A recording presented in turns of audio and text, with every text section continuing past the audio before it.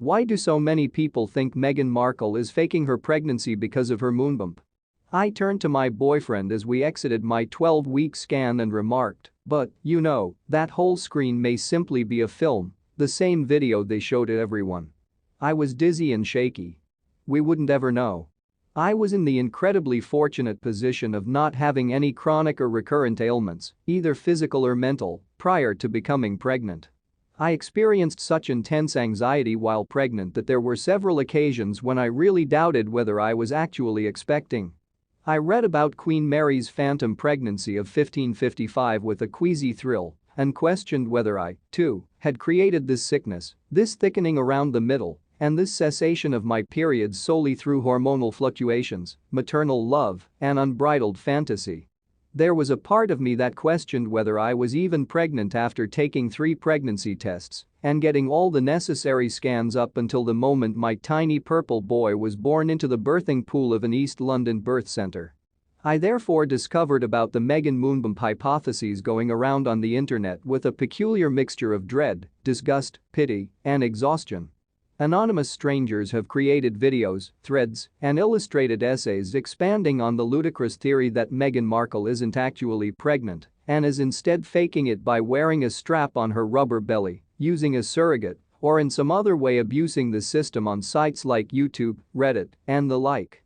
In fact, searches for Meghan Markle fake pregnancy online have increased by 1,650% globally over the past 90 days.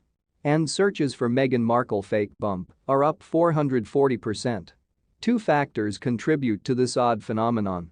Meghan Markle is a woman of color and a member of the royal family. The first sentence is important.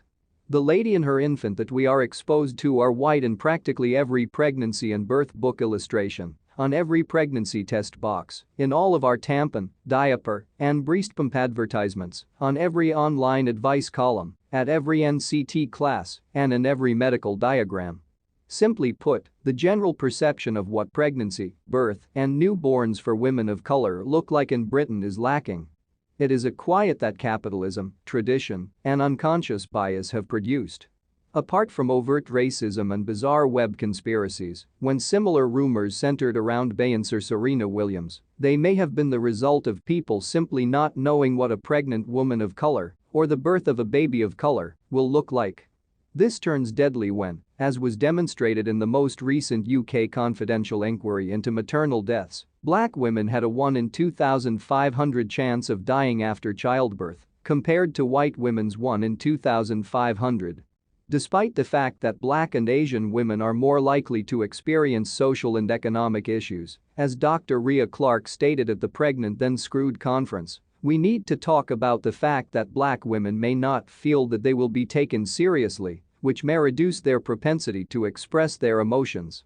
One of the few truly universal services in the UK, the National Health Service is utilised and staffed by a diverse group of people. This government has purposefully underfunded it for 10 years, resulting in a 107,743 personnel gap in England, 3,000 midwives departing each year, and the elimination or privatization of health visitor services. But even so, implicit racism needs to be actively opposed, according to Clark, with anti-racist training and a position. The second component is equally crucial.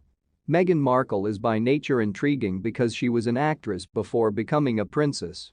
Her position requires her to be as aloof, unknowable, and neutral as any prominent diplomatic figure or head of state because she lives behind a wall of security and royal protocol. The majority of people will never have the opportunity to meet her. She is a void into which we can consequently pour all of our fears, hopes, theories, and traumas. It doesn't take a lot of psychological understanding to realize that individuals who are accusing her of fabricating symptoms and walking around with a gigantic inflatable belly